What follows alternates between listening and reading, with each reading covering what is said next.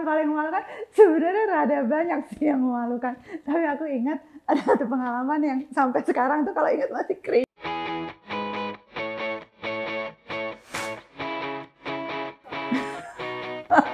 Pengalaman paling memalukan sebenarnya rada banyak sih yang memalukan. Tapi aku ingat ada satu pengalaman yang sampai sekarang tuh kalau ingat masih cringe gitu. Itu tuh salah nyebut nama anak dan orang tua. Kan banyak yang mirip-mirip tuh ya, aku juga gitu kan, Fikri, Fathi, Najla, Nisrin, Nihlana. Pas ketemu tuh udah so akrab banget ya, halo gitu, ternyata namanya salah total dan ketuker, si bapak bingung banget anaknya apa lagi gitu. Dari bayi udah perlu stimulasi. Nah, stimulasinya itu bisa diberikan di Cikal dalam bentuk program-program buat bayi-bayi. Tapi wajib sekolah apa enggak? Enggak. Kalau stimulasinya bisa utuh, bisa beragam, dilakukan di rumah masing-masing dengan orang tua masing-masing, nggak harus juga kok sekolah. Nah, tapi kalau ingin lebih lengkap, ingin lebih terstruktur, ingin ketemu dengan lebih banyak teman-teman, bayi pun butuh itu. Bukan cuma anak-anak yang usianya udah 6 tahun ke atas gitu. Nggak ada ujian, bukan berarti nggak ada assessment, bukan berarti nggak ada umpan balik. Jadi kalau di Cikal itu justru assessment dan umpan balik itu ada setiap hari, bukan cuma di akhir materi atau di akhir tahun ajaran. Nah, nilainya dikumpulkan dari situ, dari hasil refleksi murid, dari pengamatannya guru, dari proyek-proyek yang diselesaikan, dan kadangkala orang tua juga terlibat dalam proses assessment-nya, sehingga kita dapat nilai yang bukan cuma angka, tapi betul-betul utuh menggambarkan kompetensi anak. Mandatory workshop buat orang tua atau pelatihan wajib buat orang tua itu ternyata salah satu kegiatan favorit orang tua di Cikal loh. Kita udah sering banget ngobrol soal lifelong learner yang perlu belajar banyak itu bukan cuma murid-murid anak-anak kita, tetapi aku juga sebagai pendidik dan juga kita semua sebagai orang tua. Jadi kurikulum buat orang tuanya tuh dipikirin sama intensnya, sama bagusnya, kualitasnya sama seperti kurikulum buat murid-murid. Kenapa harus ada guru ekspat? Justru itu pertanyaanku untuk sekolah-sekolah yang menggunakan label internasional. Dari awal, Cikal itu ingin jadi contoh praktek baik dan ingin menumbuhkan pendidik-pendidik Indonesia yang kualitasnya kualitas internasional. Jadi sejak awal kita percaya sekali bahwa pendidikan di Indonesia untuk anak Indonesia walaupun tujuannya internasionalisme, mengajarkan perspektif mancanegara, itu nggak berarti harus diajarkan oleh guru-guru asing, tetapi justru oleh guru-guru Indonesia yang percaya betul pada kearifan lokal, tetapi juga percaya pada pentingnya wawasan global. Udah nggak zamannya membedakan antara pendidikan akademik dengan pendidikan karakter. Udah nggak zamannya juga membedakan soft skills dan hard skill. Kenapa? Karena dunia itu butuh orang yang punya dua-duanya.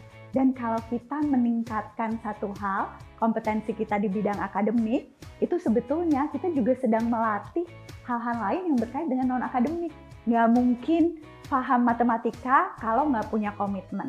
Nggak mungkin bisa paham ilmu pengetahuan alam kalau nggak punya keingintahuan. Nggak mungkin bisa jago dalam ilmu pengetahuan sosial misalnya kalau nggak punya empati dan keinginan untuk kontribusi. Jadi jangan dipisah-pisahin ya. Di Cikal kita punya yang namanya kesepakatan bersama. Nah, kesepakatan bersama itu sifatnya bukan satu arah, bukan cuma peraturan sekolah, tetapi hal-hal yang kita yakin perlu dilakukan sama-sama dan dihormati sama-sama di Cikal. Nah, dilihat satu-satu tuh, apa tindakan yang mengganggu, apa yang menunjukkan kita nggak peduli. Nah, dalam diskusi antara guru, antara murid, rambut tuh dianggap sebagai sesuatu yang lebih pilihan pribadi. Jadi nggak akan mengganggu orang lain kan, kalau rambutnya gondrong atau rambutnya warna-warni. Nah, selama itu disepakati sama-sama, maka peraturannya nggak akan berubah. Boleh gondrong, boleh dicat rambutnya di Cikal. Di Cikal, kita jaga betul supaya bullying atau perundungan itu nggak ada. Tetapi nggak berarti nggak ada konflik ya. Kalau kita kadang-kadang beda pendapat, kalau kita kadang-kadang nggak 100% setuju antar teman, antar pendidik, bahkan antara orang tua dengan orang tua yang lain, itu wajar dan bagian yang justru kita perlu belajar dari kehidupan, di mana mencari resolusinya. Nah, tetapi perundungan itu berarti ada satu pihak yang lemah, ada satu pihak yang nggak berani mengadu, merasa tertindas. Nah, itu di Cikal kita toleransinya nol terhadap hal itu. Nah, caranya gimana? Numbuhin budaya saling peduli. Ada system house, ada interaksi antara kakak kelas dengan adik kelas yang akrab, ada kegiatan-kegiatan bersama. Semuanya diajarkan untuk nggak melawan orang lain atau nggak menindas orang lain, dan terutama dari teladan yang ada di lingkungan. Alumni Cikal itu kemana-mana. Yang lulus SMA itu sebagian melanjutkan ke perguruan tinggi di Indonesia, sebagian ke mancanegara, ke berbagai jenis kampus. Ada juga yang kerja dulu gitu ya, terus kemudian baru kembali melanjutkan sekolah. Jadi Cikal tuh membuka pintu dan kesempatan untuk anak dengan bakat, untuk area of interest yang amat sangat berbeda-beda. Nggak usah lulus SMA pun, alumni Cikal yang lulusan SD atau SMP itu juga bisa masuk ke sekolah manapun gitu ya, sesuai dengan pilihan masing-masing dan area yang ingin dieksplorasi.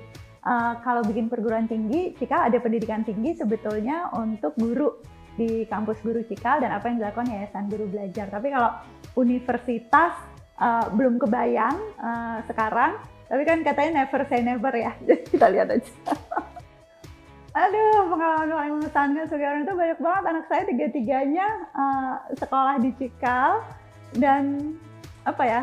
Oke, kalau harus pilih yang paling mengesankan, mungkin justru bukan pas di Cikalnya, tetapi sesudah mereka lulus. Anakku ada 2 yang udah kuliah, dan mereka tuh bilang, oke, I know Cikal is a great school, tapi now that I'm not there anymore, aku tahu that it's even greater. Jadi itu kayak Cikal nyiapin mereka untuk, yang satu kuliah di Amerika, yang satu kuliah di Australia, dan tugas-tugas yang harus mereka hadapi, tantangan yang harus mereka hadapi, itu mereka dapat very solid foundation justru di pendidikannya di Cikal.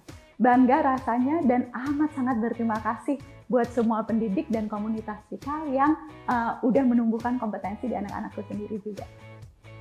Harapan buat Cikal itu sebetulnya bisa berkontribusi lebih banyak sih, buat lebih banyak murid, untuk lebih banyak pendidik, untuk lebih banyak orang tua.